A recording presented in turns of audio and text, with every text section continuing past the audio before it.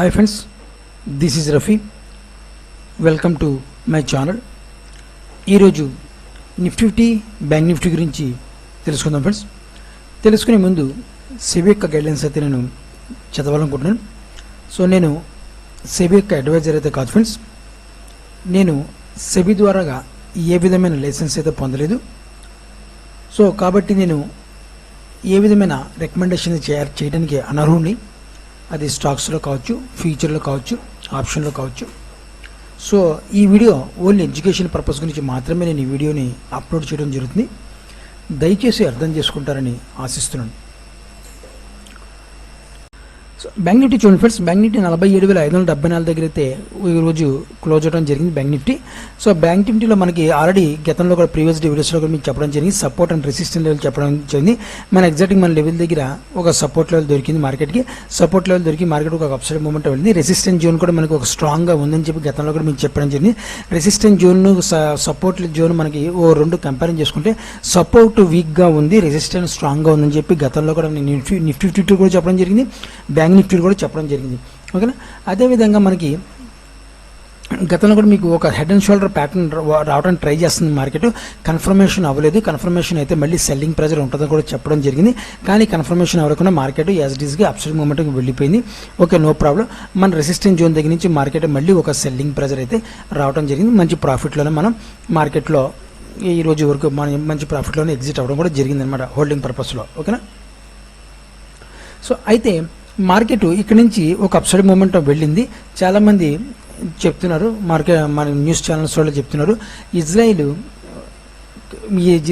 మాత్రం ఇరాన్ మీద దాడి చేసింది. ఇరాన్ వాళ్ళు దాన్ని ఖండించారు. మా మీద ఏ విధమైన దాడి జరగలేదని ఖండించి దానివల్ల మార్కెట్ అప్సైడ్ మూమెంట్ వెళ్ళిందని చెప్పి చాలామంది అంటున్నారు. అది న్యూస్ చాలా అలా అనుకున్న వాళ్ళు మరి నా దృష్టిలో మాత్రం పిచ్చోడు అని చెప్పి నేను అనుకుంటాను. ఎందువల్ల అంటే మాత్రం యుద్ధం జరిగేటప్పుడు ఇవాళ కథ రేపైనా బాంబులు వేస్తారు, రేపు కదా ఎల్లుడనే వేయాలి, ఎల్లుండి కాదు 4 రోజుల తర్వాత వేయాల్సిందే బాంబులు. ఇద్దరు పగ చల్లారిదాకా మార్కెట్ భయంగా వెళ్ళకూడదు రూల్గా చెప్పుకోవాలంటే. కానీ ఇద్దరి మధ్యన పచ్చగడ్డి వేస్తే, ఇరాన్ ఇజ్రాయెల్ మీద పచ్చగడ్డి వేస్తే బగ్గుమంటుంది. కాబట్టి ఇలాంటి టైంలో గుడ్డుగా ఎవరైనా 1,000 కోట్లు 1,00,000 కోట్లు ఇన్వెస్ట్ చేస్తారా మార్కెట్లో? చేయరు కదా. సో దాని గురించి ఏంటంటే టెక్నికల్ అనాలిసిస్ రూల్స్ ప్రకారమే మార్కెట్ అప్సైడ్ మూమెంట్ వెళ్ళింది. ఎందువల్ల అంటే మార్కెట్ ఒక రాంగ్ సెల్లింగ్ జరిగింది. మార్కెట్లో ఒక రాంగ్ సెల్లింగ్ జరిగింది. పర్టికులర్గా ఒక పాయింట్ దగ్గర మనకి మార్కెట్ సపోర్ట్ లెవెల్ ఉన్నప్పుడు ఆ సపోర్ట్ లెవెల్ దగ్గర నుంచి మార్కెట్ కొద్దిగా అప్సైడ్ మూమెంట్ వెళ్ళే పాసిబిలిటీ ఉంటుందన్నమాట. ఈ వెళ్ళే అప్సైడ్ మూమెంట్ వెళ్ళేది పాసిబిలిటీ ఉన్నప్పుడు మనకి ఈ అడ్జస్ట్మెంట్ ప్రక్రియలో మనం ఆలోచించాలి తప్ప కానీ మార్కెట్లో హోల్డింగ్ పర్పస్కి కాల్ ఆప్షన్ వైపు మనం వెళ్ళకూడదు. ఎందువల్ల అంటే కాల్ ఆప్షన్ వెళితే మాత్రం మనకి వెళ్ళినట్టే వెళ్ళి మరుసటి రోజు గ్యాప్ డౌన్ ఓపెన్ అయ్యే అవకాశం కూడా లేకపోలేదు మార్కెట్లో. ఓకేనా. అడ్జస్ట్మెంట్ అవని వాళ్ళ మార్కెట్కి ఒక అప్సైడ్ మూమెంట్ రాంగ్ సెల్లింగ్ జరిగింది. కాబట్టి ఈ రాంగ్ సెల్లింగ్ జరిగింది. దీనికి మార్కెట్ 60 నుంచి 70% 80% కూడా కొద్దిగా అప్సైడ్ మూమెంట్ వెళ్ళిన ఆశ్చర్యపడకలేదు. వెళ్ళి అడ్జస్ట్మెంట్ చేసుకున్నప్పుడు మళ్ళీ సెల్లింగ్ ప్రెజర్ వస్తుందన్నమాట. ఆ సెల్లింగ్ ప్రెజర్ వచ్చినప్పుడు మనం పట్టుకోవాలి. అప్పుడు మనకు స్పీడ్ మూమెంటం దొరికే అవకాశం ఉంది. ఈ అప్సైడ్ మూమెంటం వెళ్ళినప్పుడు కూడా మార్కెట్ కూడా వాలటిలిటీతో వెళ్తుంది మార్కెట్. అంతే తప్పక దీనంత స్టాఫ్గా డౌన్ఫాల్గా అయితే అవ్వదన్నమాట. ఓకేనా. ఇది 120 డిగ్రీల మార్కెట్ డౌన్ఫాల్ అయింది. మార్కెట్ ఒక అప్సైడ్ మూమెంట్ వెళ్ళిందంటే 60 డిగ్రీలు 90 డిగ్రీలకు అప్సైడ్ మూమెంట్ వెళ్ళాలి. అది కూడా వాలటిలిటీతో వెళ్ళాలి. మార్కెట్ వెళ్ళినప్పుడే మనకి సెల్లింగ్ ప్రెజర్ మళ్ళీ స్పీడ్గా వచ్చే అవకాశం పాసిబిలిటీ ఎక్కువగా మార్కెట్లో ఉంది. ఇది టెక్నికల్ అనాలిసిస్ రూల్ అనమాట ఇది. ఓకేనా. సో అయితే మనకి ఎందుకంటే నేను చాలా న్యూస్లు వింటుంటాను. మనకి ఈ న్యూస్ బేసిక్ అంటే మార్కెట్లో రోజు ఒక 190 న్యూస్లు వస్తుంటాయి. ఏ న్యూస్ బేసిక్ మీద మనం మార్కెట్లో బై చేయలేం. అన్ని న్యూస్లు వింటే మనకి ఎక్కడ బై చేయాలా, ఏ విధంగా సెల్ చేయాలా కూడా మనకు కన్ఫ్యూజ్ అయిపోయి మనకి లాస్లోనే మనకి బుక్ చేసుకోవాల్సి వస్తుంది. ఓకేనా. అందువల్ల నేనైతే వాల్యూమ్ ప్రకారమే వెళ్తాను. పర్టికులర్గా ఒక వాల్యూమ్ వస్తే మాత్రం డెఫినెట్గా దాన్ని నేనైతే వదులుకోను, దాన్ని బై చేస్తుంటాను. వాల్యూమ్ రాకపోతే మాత్రం నేను ఒక వీక్ వాల్యూమ్తో అప్సైడ్ మూమెంట్ వెళ్తే ఒక హాఫ్ క్వాంటిటీతో బై చేస్తాను. నేను ఎక్కువ బై చేయను. ఫర్ ఎగ్జాంపుల్ రోజు 1000 క్వాంటిటీ నేను బై చేస్తుంటే వీక్ వాల్యూమ్తో వచ్చినప్పుడు నేను 250 క్వాంటిటీ కానీ 300 క్వాంటిటీ కానీ నేను బై చేస్తాను అనమాట. అంతమించి ఎక్కువ బై చేయను. లాస్ అయితే మహా అయితే ఒక 5,000 10,000 లాస్ అయితే ఎగ్జిట్ అయిపోతాను. లేదంటే కొద్దిగా ప్రాఫిట్ తీసుకుంటాను అనమాట. కానీ పర్టికులర్గా వాల్యూమ్ వస్తే మాత్రం 1000 క్వాంటిటీ కన్నా అవసరం నా దగ్గర ఉన్న డీమెట్ లేకుండా నా అమౌంట్ కూడా మొత్తం బై చేసేస్తాను అనమాట. ఓకేనా. సో మనకి పర్టికులర్ వాల్యూమ్ రావాలా. అదేవిధంగా మార్కెట్ ఈ లెవెల్ కూడా తీయడానికి పర్టికులర్ వాల్యూమ్ గురించి వెతుకుతుంది, వాల్యూమ్ జనరేట్ చేసుకుంటుంది అన్నమాట. జనరేట్ చేయడానికి ట్రై చేస్తుంది మార్కెట్. ఒక మార్కెట్ ఒక అప్సైడ్ మూమెంట్ అడ్జస్ట్మెంట్ ప్రకారం వెళ్తున్నప్పుడు కింద డౌన్ఫాల్కి ఈ సపోర్ట్ లెవెల్ వీక్ క్రియేట్ చేసుకుంటుంది అనమాట. ఎప్పుడైతే వాలటిలిటీగా అడ్జస్ట్మెంట్కి అప్సైడ్ మూమెంట్ వెళ్తుందో మళ్ళీ ఇక్కడి నుంచి సెల్లింగ్ ప్రెజర్ వచ్చినప్పటికి ఈ లెవెల్ని టోటల్గా బ్రేక్ చేసేసే అవకాశం పాసిబిలిటీ ఎక్కువ ఉంది. ఇక్కడ ఈ ఇంట్రాడే బేసిక్లో హిట్ అండ్ షార్ట్ పద్ధతిగా కొద్దిగా సస్టైన్ చేసుకుంటుంది మార్కెట్, చేసుకుని మళ్ళీ సెల్లింగ్ ప్రెజర్ వచ్చే అవకాశం పాసిబిలిటీ ఎక్కువగా ఉంటుంది. ఓకేనా, ఇది టెక్నికల్ అనాలిసిస్ అనమాట. అంతే తప్ప కానీ న్యూస్ బేసిక్ మీద మార్కెట్ అప్సైడ్ మూమెంట్ వెళ్తుంది, ఇజ్రాయెల్ ఖండించింది, ఇరాన్ ఖండించింది, ఇవన్నీ మనం ఆలోచించుకుంటే మాత్రం కాదు. యుద్ధం రన్నింగ్లో ఉంది కదా, యుద్ధం కంప్లీట్ అవ్వలేదు. యుద్ధం మెసేజ్ ఎవరు ఇజ్రాయెల్ కానీ ఇరాన్ కానీ నేను యుద్ధం ఆపేస్తున్నాను అని చెప్పి ఎవరు స్టేట్మెంట్ ఇవ్వలేదు. అంటే వాళ్ళకి ఏంటంటే ఇంకా యుద్ధం కొనసాగించాలనే ఉద్దేశం ఉంది. అలాంటి టైంలో మార్కెట్లో బయింగ్ చేస్తారా? మార్కెట్లో చేయరు కదా. కానీ టెక్నికల్ అనాలిసిస్ ప్రకారం అప్సైడ్ మూమెంట్ బయింగ్ చేశారు. ఎందువల్ల అంటే అది కూడా లాజిక్ ఉంది, లాజిక్ లేకుండా బై చేయలేదు. చూడండి ఫ్రెండ్స్, లాజిక్ అంటే లేదు. చూడండి, ఇక్కడ బై చేసినాడు, మనకి ఈ లెవెల్ దగ్గర బై చేసినాడు, మళ్ళీ ఈ లెవెల్ దగ్గర బై చేసినాడు, ఈ లెవెల్ దగ్గర బై చేసినాడు, ఈ లెవెల్ దగ్గర బై చేసిన గతంలో కూడా బై చేసినాడు, ఎక్కడెక్కడ బై చేసినాడు చాలామంది ఉంటారు. సో వీళ్ళందరూ పెద్ద పెద్ద బిగ్ ప్లేయర్స్ అనమాట. డీమ్యాట్ అకౌంట్లో 1000, 5,000, 2,000 కోట్లు, 5,000 కోట్లు, 10,000 కోట్లు పెట్టుకుని వీళ్ళు మార్కెట్ని వాచ్ చేసుకుంటూ రోజు ఇన్వెస్ట్ చేసుకుంటూ వెళ్తుంటారు అనమాట. ఇలాంటి చేతుల్లో మార్కెట్ ఉంటుంది అనమాట. వీళ్ళ చేతుల్లోనే మార్కెట్ ఉంటుంది. వీళ్ళు ఎలా బిహేవ్ చేస్తే మార్కెట్ ఆ విధంగా బిహేవ్ చేస్తారన్నమాట. ఎందువల్లంటే మనకి మార్కెట్ వీళ్ళకి టెక్నికల్ అనాలిసిస్ రూల్స్ తెలిసినందుకు రూల్స్ ప్రకారం ఎవరికి తెలియదు, బయట ప్రపంచానికి తెలియదు అనమాట. వీళ్ళు ఏ పర్టికులర్ పాయింట్ దగ్గర ఏ న్యూస్ బేస్ మీద ఎంత పర్సెంటేజ్ బై చేయాలి, ఎంత పర్సెంటేజ్ ఇన్వెస్ట్ చేయాలి, మనం ఈ రోజు న్యూస్ వచ్చింది, ఈ న్యూస్ ప్రకారం మనం మార్కెట్ని అప్ సైడ్ తీసుకెళ్ళాలా, డౌన్ సైడ్ తీసుకెళ్తే ఎంత పర్సెంటేజ్ తీసుకెళ్ళాలా, డౌన్ సైడ్ వస్తే ఎంత పర్సెంటేజ్ తీసుకోవాలా అని చెప్పి వీళ్ళందరికీ కూడా వెన్నతో పెట్టిన విద్య అనమాట. అందుకని వాళ్ళు 1,000 కోట్లు పెట్టుకుని ఒక స్ట్రాంగ్ బిలీవ్తో వాళ్ళు బై చేస్తుంటారు మార్కెట్ను. ఓకేనా, ఎక్కడెక్కడ బై చేసిన వాళ్ళు ఏం చేస్తారంటే వీళ్ళందరూ కూడాను ఒక ప్రాఫిట్ బుకింగ్ రావాలి వాళ్ళకి. ఎందుకంటే లాస్లో ఉంటారు. ఇప్పుడు ప్రజెంట్ ఈ సెల్లింగ్ జరిగింది, వీళ్ళందరూ ఇక్కడెక్కడ బై చేసిన వాళ్ళందరూ కూడాను ప్రజెంట్ చాలామంది కొంతమంది ఎగ్జిట్ అవ్వలేదు పొజిషన్లో. వాళ్ళు మళ్ళీ మార్కెట్ని ఏం చేస్తారంటే కొద్ది అప్సైడ్ మూమెంట్ని తీసుకెళ్తారు. టెక్నికల్ అనాలిసిస్ రూల్ ప్రకారమే తీసుకెళ్తారు. తీసుకెళ్ళి మార్కెట్ని కొద్ది ప్రాఫిట్ బుక్ చేసుకుంటారు. వాళ్ళకి ఎక్కడి నుంచి అయితే వాళ్ళు లాస్ని బయట పడిపోతారో అక్కడి నుంచి కొద్ది గొప్ప ప్రాఫిట్ తీసుకుని ఎగ్జిట్ అయిపోతారు అనమాట. ఆ ఎగ్జిట్ అయ్యేటప్పుడు మార్కెట్ సడన్గా సెల్లింగ్ 120 డిగ్రీలో సెల్లింగ్ ప్రెజర్ వచ్చే అవకాశం ఉంటుందన్నమాట. సో ఈ రకంగా లాజిక్ అనమాట అది. అంతే తప్ప కానీ మనకి న్యూస్ ఈరోజు ఇరాన్లు కాదన్నారు, రేపు ఇజ్రాయెల్ కాదంటారు, ఇవన్నీ కాదు. ఎందువల్ల అంటే మార్కెట్లో యుద్ధం ఉంది, కొనసాగుతుంది. మార్కెట్ యుద్ధం న్యూస్ మీదే మార్కెట్ నడుస్తుంది ప్రజెంట్ ఇప్పుడైతే సిచ్యువేషన్. ఎందుకంటే వరల్డ్ వైడ్గా చూసుకుంటే మాత్రం యుద్ధాన్ని మించిన పెద్ద న్యూస్ అయితే లేదు వరల్డ్ వైడ్గా. సో దాని గురించి ఆ యుద్ధం బేస్ చేసుకుని మార్కెట్ వెళ్తుంది. ప్రాఫిట్ బుకింగ్ చేసుకోవడానికి, అప్సైడ్ మూమెంట్ అడ్జస్ట్మెంట్ చేసుకోవడానికి మార్కెట్ని అప్సైడ్ పెద్ద ఇన్వెస్టర్స్ 1,000 కోట్లు ఉన్న వాళ్ళు అప్సైడ్ మూమెంట్ తీసుకెళ్తున్నారే తప్ప కానీ మనల్ని పిచ్చోని చేయడానికి తీసుకెళ్తున్నారు. మనం ఏమనుకుంటారంటే మార్కెట్ ఇక్కడి నుంచి అప్సైడ్ మూమెంటం వెళ్ళింది, ఇంకా వెళ్ళిపోద్ది అనుకుంటారు. కానీ ఏంటంటే మనం బై చేస్తే మాత్రం మనకన్నా పిచ్చనాడుకులు ఇంకా ప్రపంచంలో ఇంకెవరు ఉండరు అనమాట. నేనైతే మాత్రం ప్రాఫిట్ బుకింగ్ చేసేసుకుని ప్రజెంట్ అయితే ఉన్నాను. ప్రజెంట్ ఇప్పుడైతే స్టిల్ అయితే ఇంట్రాడే బేసిక్లో అయితే నేను ప్లే చేస్తున్నాను. ఈవెన్ నేను మ్యూచువల్ ఫండ్లో కూడా ఇన్వెస్ట్ చేసిన నిఫ్టీ 50 ఇండెక్స్ ఫండ్లో మ్యూచువల్ ఫండ్లో ఇన్వెస్ట్ చేసిన కూడాను చాలా మటుకు నేను ఎగ్జిట్ అయిపోయాను. మళ్ళీ మార్కెట్ సెల్లింగ్ ప్రెజర్ వస్తుంది. వచ్చిన తర్వాత మళ్ళీ ఫ్రెష్గా నేను మళ్ళీ ఎంటర్ అవడానికి చూస్తాను అనమాట. ఓకేనా, సో అయితే మనకి ఇంట్రాడే బేసిక్లో ఒకసారి చూద్దాం ఫ్రెండ్స్.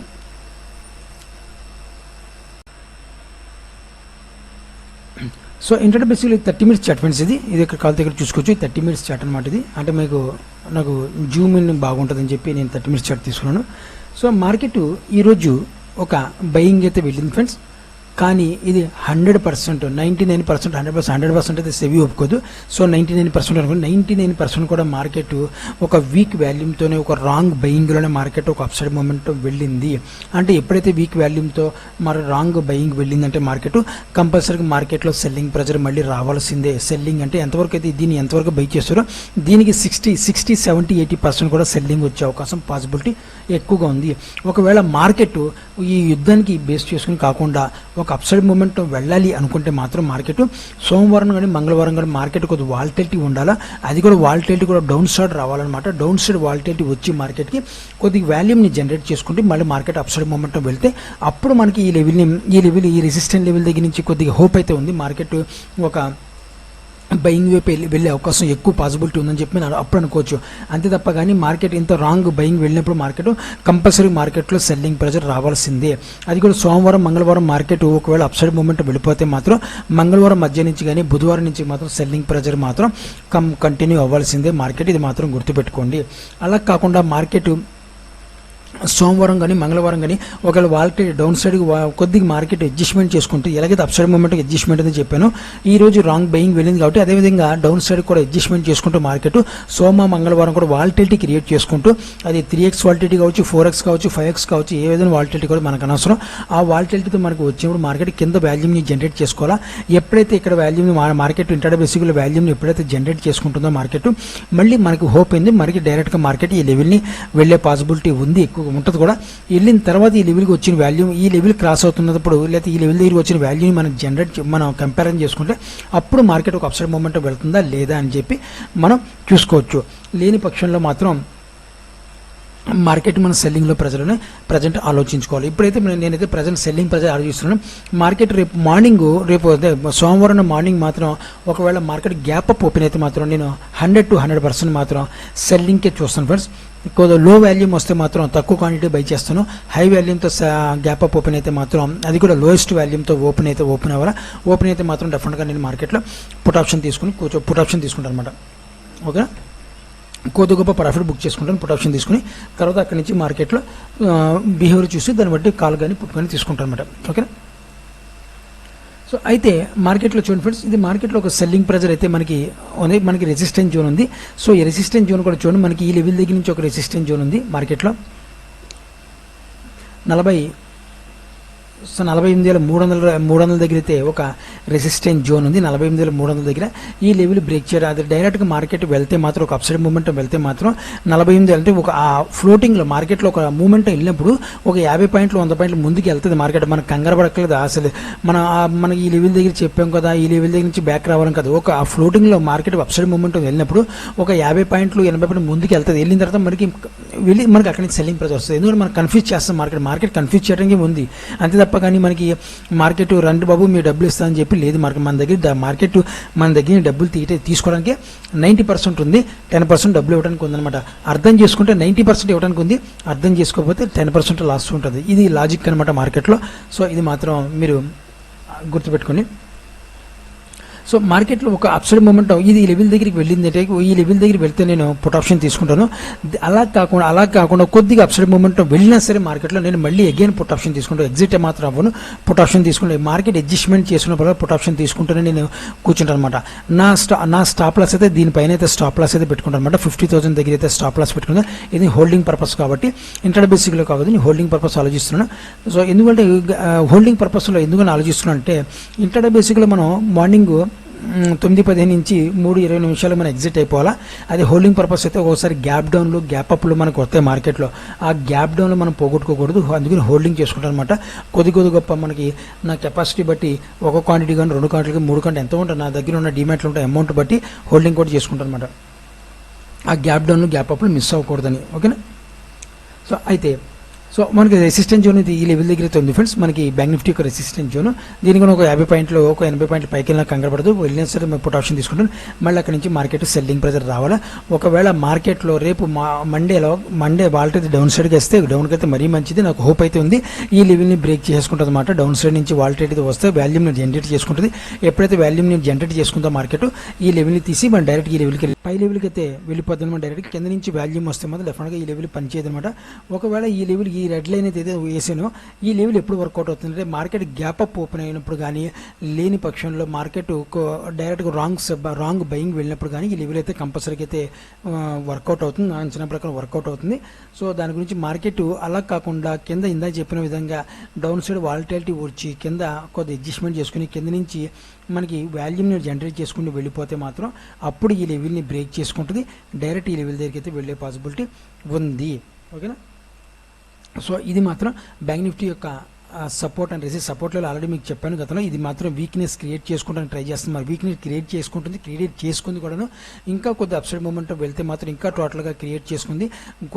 సో దాని గురించి ఈ లెవెల్ కూడా రానున్న రోజులు ఈ లెవెల్ బ్రేక్ చేసుకునే అవకాశం పాసిబిలిటీ కూడా ఎక్కువగా ఉంది మార్కెట్లో. ఓకేనా, సో ఈ విధంగా అయితే బ్యాంక్ నిఫ్టీ యొక్క సపోర్ట్ అండ్ రెసిస్టెన్స్ లెవెల్స్ అయితే ఈ రకంగా ఉన్నాయి ఫ్రెండ్స్. ఇప్పుడు ఒకసారి నిఫ్టీ ఒకసారి చూద్దాం ఫ్రెండ్స్. నిఫ్టీ చూద్దాం ఫ్రెండ్స్. నిఫ్టీ మనకి ఈరోజు క్లోజింగ్ ప్రైస్ 22,147 దగ్గర అయితే నిఫ్టీ క్లోజ్ అవడం జరిగింది. సో ఇందాక చెప్పిన విధంగానే మార్కెట్ ఒక అడ్జస్ట్మెంట్ ప్రక్రియలో నేను ఆలోచిస్తున్నాను, హోల్డింగ్ పర్పస్లో ఆలోచించట్లేదు. సో నిఫ్టీ యొక్క సపోర్ట్ అండ్ రెసిస్టెన్స్ ఆల్రెడీ మీకు ప్రీవియస్ వీడియోస్లో కూడా చెప్పడం జరిగింది. మనకి ఈ రెసిస్టెన్స్ జోన్ స్ట్రాంగ్గా యుద్ధం రాకుండా ముందు కూడా మీకు చెప్పడం జరిగింది. సపోర్ట్ లెవెల్ ఈ రెసిస్టెన్స్ లెవెల్ కంపేరింగ్ చేసుకుంటే మాత్రం రెసిస్టెన్స్ లెవెల్ మాత్రం చాలా స్ట్రాంగ్గా క్రియేట్ చేసుకుంటుంది మార్కెట్. సెల్లింగ్ ప్రెజర్ రావాలని కూడా చెప్పడం జరిగింది. యుద్ధం స్టార్ట్ అవ్వక ముందే నేను చెప్పాను. కావాలంటే ఆ ప్రీవియస్ వీడియోలో కూడా మీరు ఒకసారి చూసుకోండి. ఎందుకంటే మనకి ఇంత ఒక స్ట్రాంగ్ వాల్యూమ్తో మనకి రెసిస్టెన్స్ లెవెల్ క్రియేట్ చేసుకున్నప్పుడు కంపల్సరీ యుద్ధం వచ్చినా రాకపోయినా సెల్లింగ్ జరుగుతుంది. అంటే యుద్ధం ఎఫెక్ట్ వల్ల ఏమవుతుంటే గ్యాప్ డౌన్లో ఓపెన్ అయ్యి కంటిన్యూ సెల్లింగ్ అయింది, అంతే తప్ప కానీ మార్కెట్లో మరీ దారుణంగా అయితే లేదు ప్రజెంట్. ఓకేనా, ఆ గ్యాప్ డౌన్లో చూసి మనం ఈ గ్యాప్ డౌన్లో ఓపెన్ అవుతున్నారని చెప్పి మేము భయపడిపోతున్నాం తప్ప కానీ అది కూడా భయంకరమైన గ్యాప్ డౌన్లో కాదు, మామూలుగానే గ్యాప్ డౌన్లో ఓపెన్ అయ్యి మార్కెట్ వచ్చింది. ఇప్పుడు మార్కెట్ ఆ రాంగ్ సెల్లింగ్ని మార్కెట్ అడ్జస్ట్మెంట్ చేసుకునే ప్రక్రియలో మార్కెట్ ఉంది. అడ్జస్ట్మెంట్ కంప్లీట్ అయిన తర్వాత మార్కెట్ సెల్లింగ్ అయితే ప్రజెంట్ అయితే కిందకి రావాల్సి వచ్చే అవకాశం ఉంది.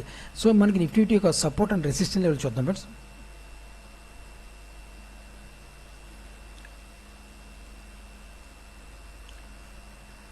నిఫ్టీ మళ్ళీ మనకి 21,600 దగ్గర అయితే లెవెల్ దగ్గర అయితే కమ్మిన 550 21,550 నుంచి 21,600 దగ్గర మళ్ళీ రావాల్సి వచ్చింది మార్కెట్ నిఫ్టీ. సో కంపల్సరీ రావాలి, వచ్చే పాసిబిలిటీ ఎక్కువగా ఉంది నిఫ్టీలో. దానికన్నా ముందు ఒక చూడండి, ఇక్కడ ఒక నిఫ్టీ ఒక చిన్న రెసిస్టెన్స్ జోన్ క్రియేట్ చేసుకుంటుంది.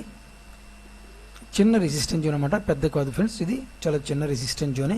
సో ఇది పెద్ద ఇంపార్టెంట్ కాదు, కానీ మనకి మార్కెట్ ఇది ఈజీగానే తీసేస్తుంది మనకి. ఎందుకంటే చాలామంది కన్ఫ్యూజ్ చేయడానికి మార్కెట్ ఉందని చెప్పాం కాబట్టి మనకి తీసేసి ఇది వెళ్ళిపోద్ది అనమాట. మార్కెట్ సెల్లింగ్ ప్రెజర్ వచ్చేలాగా ఉంటే మాత్రం డైరెక్ట్గా వెళ్ళిపోవాలా, డైరెక్ట్గా వెళ్ళి మళ్ళీ మార్కెట్ సెల్లింగ్ ప్రెజర్ వచ్చే అవకాశం పాసిబిలిటీ ఉంది. ఓకేనా, అదేవిధంగా మనకు ఒకసారి సపోర్ట్ లెవెల్ చూసుకుందాం. సపోర్ట్ లెవెల్ చూడండి, మనకి ఇంటర్డే బేస్గా సపోర్ట్ లెవెల్ చూసుకుంటే మాత్రం ఈ లెవెల్ని నిఫ్టీ బేస్ చేసుకునే మార్కెట్ ఈ లెవెల్ మధ్యలోనే సెల్లింగ్ ప్రెజర్ అయితే రావడం జరిగింది. సో నిఫ్టీ ఎప్పుడైతే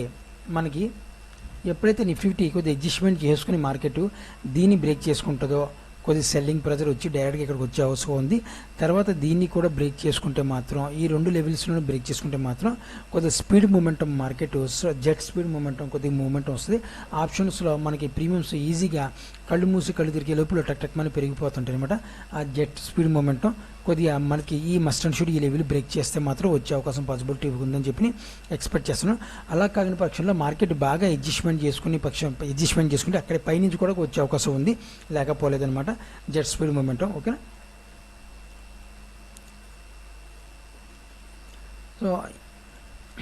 సో మార్కెట్లో ఒక చూడండి రెసిస్టెన్స్ జోన్ చూసుకుని రెసిస్టెన్స్ జోన్ చూసుకుంటే మాత్రం నిఫ్టీ ఒక రెసిస్టెన్స్ జోన్ చూడండి, ఈ లెవెల్ దగ్గర నుంచి అయితే ఒక రెసిస్టెన్స్ జోన్ అయితే ఉంది ఫ్రెండ్స్.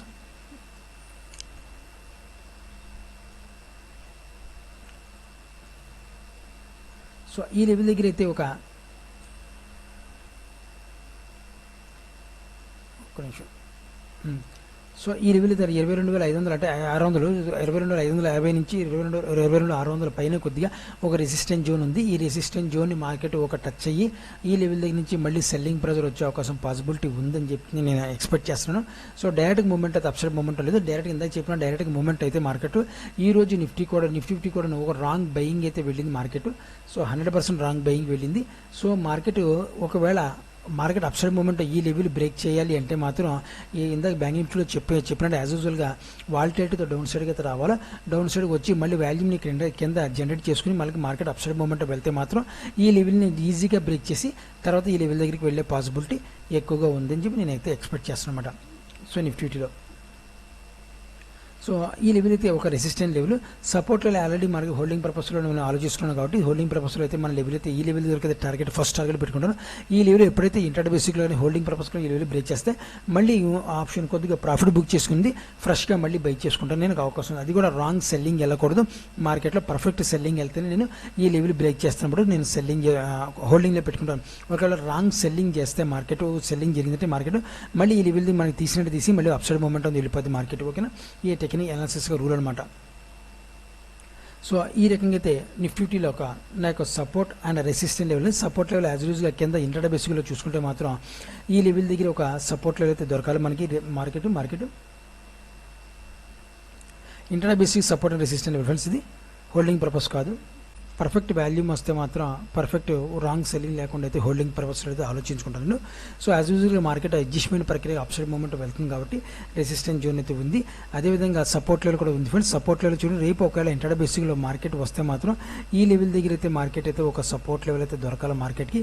ఈ లెవెల్ దగ్గర సపోర్ట్ రావాలా, ఈ లెవెల్ దగ్గర సపోర్ట్ చేసుకుని మార్కెట్ మళ్ళీ ఒక అప్సైడ్ మూమెంట్ వెళ్ళే పాసిబిలిటీ ఉంది. అదే గ్యాప్ అప్ ఓపెన్ అయితే మాత్రం సెల్లింగే చేస్తాను నేను 100%. గ్యాప్ డౌన్ ఓపెన్ అయితే మాత్రం మనకి ఈ లెవెల్ ఉంది, ఈ లెవెల్ దగ్గర నుంచి మార్కెట్ కొద్దిగా సపోర్ట్ చేసుకుంటుంది. గ్యాప్ డౌన్ ఓపెన్ అయితే ఫ్లాట్గా ఓపెన్ అయితే ఈ లెవెల్ బ్రేక్ చేసుకోవాలన్నమాట. సో ఫ్లాట్గా ఈ లెవెల్ బ్రేక్ చేస్తే కాల్ ఆప్షన్ అయితే బై చేస్తాను అనమాట. సో ఇది ఫ్రెండ్స్ మనకి ఈరోజు బ్యాంక్ నిఫ్టీ యొక్క సపోర్ట్ అండ్ రెసిస్టెన్స్, అదేవిధంగా Nifty support and resistance levels అనమాట. మీరు కూడా ఆప్షన్లో ట్రేడ్ చేసేవాళ్ళు అయితే జాగ్రత్తగా ట్రేడ్ చేస్తాను ఆశిస్తున్నాను. మీరు ఒకవేళ నా సజెషన్ అంటే ఇంట్రాడే బేసిక్లో మీరు బై చేస్తే మాత్రం అలాగే హోల్డింగ్లో కూడా చేయండి. హోల్డింగ్లు ఎందుకంటే గ్యాప్ అప్లు గ్యాప్ డౌన్లు ఓపెన్ అవుతుంటాయి, అది మాత్రం మిస్ కాకూడదు. మనం ఇంట్రాడే బేసిక్లో అయితే మూమెంటం మనకి ఫర్ ఎగ్జాంపుల్ 50 రూపాయలు 60 రూపాయల మూమెంటం దొరికితే మాత్రం హోల్డింగ్లో మనకి 80 రూపాయలు 90 రూపాయలు 100 రూపాయలు ఒకసారి 200 కూడా దొరికే అవకాశం ఉందన్నమాట గ్యాప్ అప్లు గ్యాప్ డౌన్లో. సో అంటే చాలామంది అనుకుంటారంటే పోతే కూడా అలా పోతే కదంటే, అంటే మన వాల్యూమ్ బట్టి మనం బై చేస్తాం కూడా, ఎక్కడ పడితే అక్కడ బై చేయం. మిడిల్ పాయింట్ ఆఫ్ అసలు బై చేయం మనం. మిడిల్ పాయింట్లో బై చేస్తే మీరు అన్నట్టుగానే మాత్రం కాల్ ఆప్షన్ బై చేస్తే గ్యాప్ డౌన్ ఓపెన్ అవుతుంది, పుట్ ఆప్షన్ మనం బై చేస్తే గ్యాప్ అప్ ఓపెన్ అవుతుంది అనమాట. అందుకనే ఒక పర్టికులర్ వాల్యూమ్ దగ్గరే మనం బై చేయాలి. బై చేస్తే మాత్రం డెఫినెట్గా మార్కెట్లో 100% సక్సెస్ అవుతారు. 100% అయితే మళ్ళీ సెబీ యొక్క రాంగ్ అవుతాం, 99% మనం సక్సెస్ అయ్యే అవకాశం ఎక్కువ పాసిబిలిటీ ఉందన్నమాట. సో మీరు కూడా ఆప్షన్లో ట్రేడ్ చేసి జాగ్రత్త ట్రేడ్ చేసి ఆశిస్తున్నాను. నా వీడియో వాచ్ చేసిన thank you friends, thank you very much.